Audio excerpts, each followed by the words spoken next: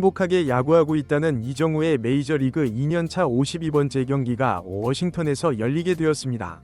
샌프란시스코 자이언츠 대 워싱턴 내셔널즈 시리즈 3차전입니다. 1차전은 이정우의 활약과 함께 승리를 했었고 2차전은 무기력한 타격과 빈 공으로 영봉패를 당한 샌프란시스코인데요. 이 3개의 안타 중에 하나가 이정우가 기록하면서 이정우는 현재 5경기 연속 안타 행진을 이어가고 있습니다. 총 12경기 중에 7경기는 2할 초반의 타율이었지만 이후에 5경기는 3할대의 타율과 출루율이 4할을 넘기고 있으면서 성적이 지금 메이저리그 초반 기세 때와는 좀 다르지만 최근 점점 그때로 돌아가려고 하는 조짐이 보이고 있습니다. 이정우는 199타수 56안타, 타율 2할 8푼 1리, 31타점, 홈런 6개, 2루타 14개를 기록하고 있습니다. 어느새 내셔널리그는 3할 타율 선수가 7명밖에 없게 되었습니다. 이정우는 최다 안타 1위와 7개 차이고 2루타는 1위와 2개 차이입니다.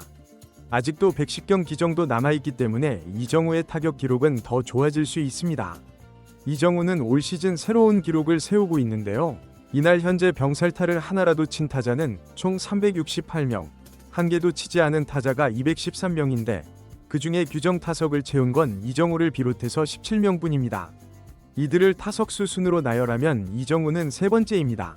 클리블랜드 가디언스의 스티브 키너가 223타석으로 1위, 시카고 화이트삭스의 피트 크로 암스트롱이 220타석으로 2위, 그리고 이정우가 216타석으로 3위입니다.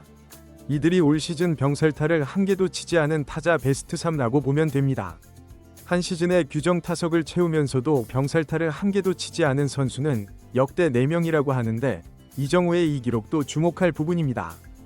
사실 병살은 땅볼이 많이 나오는 타자에게 일어날 확률도 높은 건데 이정우는 뜬공을 더 많이 만들어내기 때문에 병살타가 적은 것도 있고 지금 이정우는 주자가 없는 상황에서 타격을 하는 경우가 많았기 때문에 이 기록이 이어지고 있기도 합니다. 샌프란시스코는 팀 타율이 진짜 고질적인 문제입니다. 주간마다 한 선수가 살아나려고 하면 다시 다른 선수가 페이스가 떨어지고 지난 시즌만큼만 활약해도 지금 샌프란시스코의 팀 타율은 훨씬 높을 것입니다.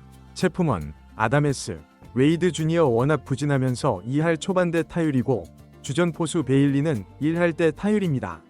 그러다 보니까 이날 경기에서 우투수가 나왔는데도 베일리는 제외가 되었습니다. 샌프란시스코는 강한 좌타자가 적다 보니까 우투수가 나왔어도 좌타자는 3명밖에 배치되지 못했습니다. 1번부터 야스트젬스키, 라모스, 이정후, 플로레스, 체프먼, 아담에스, 웨이드 주니어, 피츠제럴드, 허프, 그리고 투수는 샌프란시스코의 승리를 불러다주는 로비 레이였습니다. 1회 초 이정우가 투아웃 주자 없는 상황에서 타석에 올랐는데 초구 93마일 빠른 볼이 바깥쪽 볼이었지만 과감하게 배트를 휘둘렀고 파울볼이 되었습니다. 그리고 2구째 소카의 슬라이더를 받아쳤고 이 역시 초구대와 같은 방향으로 날아가면서 파울볼이었는데 이걸 좌익수가 포기하지 않고 호수비를 보여주면서 이정우가 2회는 싱겁게 물러나게 되었습니다. 그래도 이정우가 적극적으로 배트를 휘두르면서 공격적으로 나온다는 것이 확실히 컨디션이 다시 올라와 있는 듯 보이면서 기대감을 갖게 되었습니다. 지금 새벽 3시가 가까운 시간이었죠. 워싱턴 내셔널즈의 선발 투수는 과거 류현진과 평균 자책점 1위를 다툰 우투수 소카였습니다. 그런데 이 선수가 부상 이후에 자리를 못 잡으면서 올 시즌에도 5점대 평균 자책점을 기록하고 있었습니다. 하지만 전 경기에서 호투를 펼치면서 좋아지고 있기 때문에 주의해야죠. 샌프란시스코는 2회의 반격으로 선취점을 뽑았고 3회에 선두타자 허프가 홈런을 치고 라모스가 땅볼을 쳤지만 3루에 있던 야스트젬스키가 홈이 나면서 3대0 2된 주자 없는 상황에서 이정우가 두 번째 타석에 올랐습니다. 초구는 81마일 슬라이더를 그냥 지켜보면서 스트라이크가 불렸고 2구 93마일 패스트볼은 빠지게 되었습니다. 그리고 이제 3구째 이정우가 이번에도 스윙에서 밀어치면서 3루간 빠지는 안타성 코스였는데 이걸 또 호수비로 잡아채면서 안타를 도둑 맞게 되었습니다. 이정우가 최선을 다해서 달렸지만 역부족이었습니다. 아니, 이정우가 두 타석 모두 상대의 호수비에 막히고 말았습니다. 아쉬움이 있다면 워싱턴이 수비의 문제로 잔멸하고 있었습니다. 3회에 이정우의 공들을 잡았던 슈퍼 캐치들보다 좀 더 쉬운 상황에서 캐치하지 못하면서 샌프란시스코 득점을 돕게 되었습니다. 야스트젬스키의 장타 때와 플로레스의 장타 때 캐치하지 못하면서 샌프란시스코의 기회가 온 것입니다. 3대1로 앞서 있는 샌프란시스코 자이언츠. 투수가 4이닝 3실점이면 사실 부진한 건데 6이닝 3실점이면 퀄리티 스타트로 투수는 자기 몫을 다하게 되는 거잖아요. 실제로 소카는 6이닝 3실점으로 만족스러운 결과를 냈습니다. 사실 소카는 이정우 때문에 6회를 마무리 짓지 못하고 강판당할 수 있었습니다. 이정우가 6회의 선두 타자로 올랐는데 이미 이정우가 매우 적극적이라고 했었죠.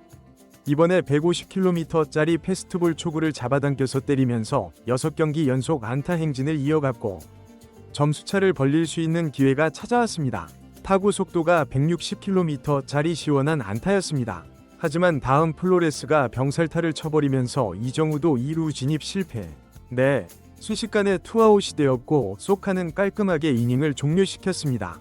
3대1로 앞서간 상황에서 다행인 건 워싱턴 내셔널즈가 불펜이 메이저리그에서 두 번째로 성적이 좋지 않은 팀이었습니다.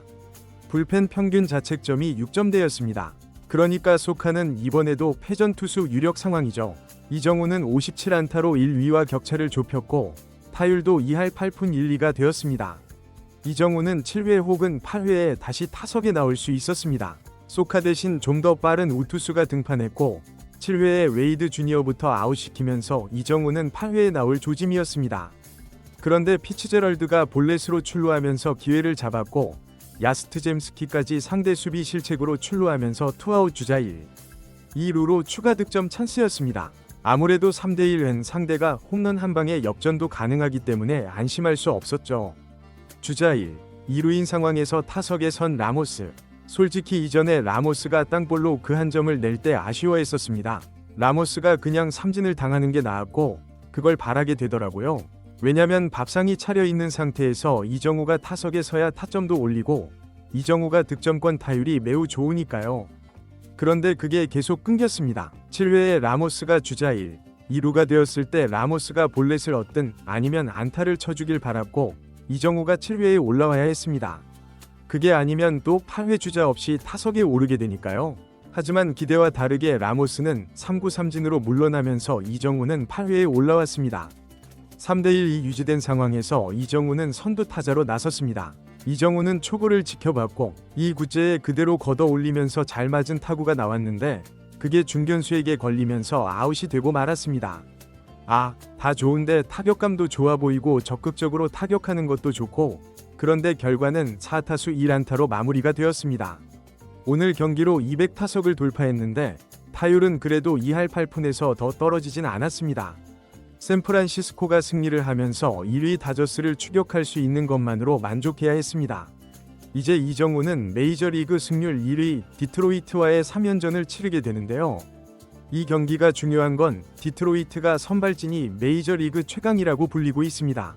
그래서 가을 야구 그 이상을 노릴 수 있는 전력이라고 하더라고요. 마치 월드시리즈라고 할 수도 있는 경기인데 과연 이정우가 최고의 투수를 상대로도 좋은 타격감을 이어갈 수 있을지 함께 응원해 보시죠.